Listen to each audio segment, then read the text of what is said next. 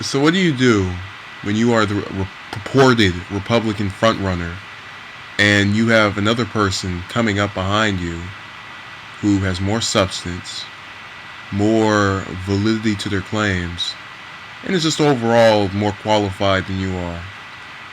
I know, you attack them on something that has already been answered. Bring hold a new allegation that we've already seen the conclusion to.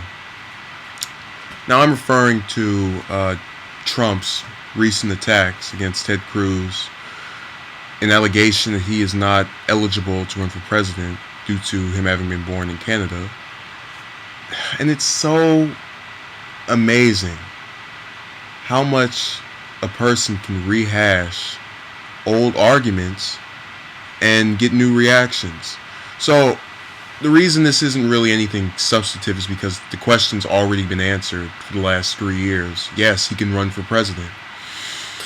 His mother was a U.S. citizen, and by law, that makes him a natural-born citizen as well.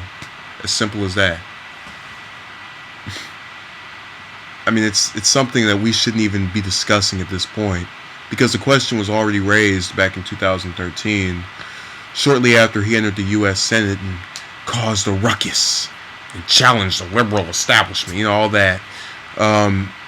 He went on TV and people asked him, "Can you run for president? Can you run for president?" And he'd always deny. He'd always say, "Well, I don't know if I'll do it." But again, he'd always confirm, "Yep, I can do it if I want to. My mother went to this. She was an American citizen, so I'm also by law an American citizen. Birth, those rights."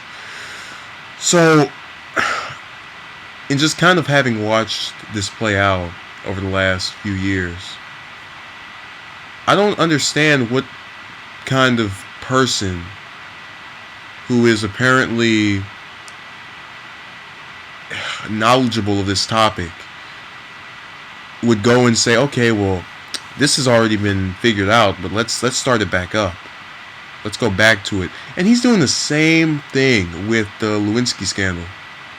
The nonsense that was, the impeachment and all of that of President Clinton back in the 90s. We're talking about an event that, when that occurred, I wasn't even born. And now I'm able to vote in this election. And I don't think they realize just how much... I stress the fact that I wasn't born at that point to highlight how long it has been and just how much they need to let go of it. I'm a little more forgiving of Trump because he wasn't even involved in that. He wasn't involved in any of the stuff relating to Clinton. But stuff with Cruz, he's beforehand said that he didn't believe Cruz was eligible. And this is a guy that a couple months ago he was saying, "Oh, I wouldn't mind him as my VP running mate." All of that smug nonsense. This rhetoric that makes it seem as if he's ready to embrace Cruz. What does he do a few months later when we're getting ready to vote? He attacks him. He says, "Okay, the guy's getting real close. Let me hit him," as he likes to call it. Which, by the way, I've never heard a person ever use that terminology in referring to them insulting another person. My last video on him, I got hit all around. I got just a bunch of hits. I'm actually kind of surprised by the comments for that. That was mostly substantive. Obviously, people that disagreed with me, but still valid points or just opinions that weren't directly trying to insult me. When you can get your point across without insulting somebody, personally taking an attack on them. And when you have Trump making these claims about evangelicals will come out of Cuba, that's directly insulting Cruz, which is really just the whole problem with his joke candidacy, as I've called it several times. Bottom line, it's amazing to me that this still is going on. The man's been proven over and over again. The majority of legal scholars I see, all articles say, you might not like him, you might love him. Regardless, he can run. It's as simple as that. And I really hope this backfires on him. Because think about this. You want a person who knows the law and knows the truth, but is still willing to make up allegations as if they don't know. Do you want someone like that in the Oval Office? Do you want someone like that winning? Even if you don't agree with all of Cruz's agendas, his and Trump's are kind of similar at this point. Do you really want?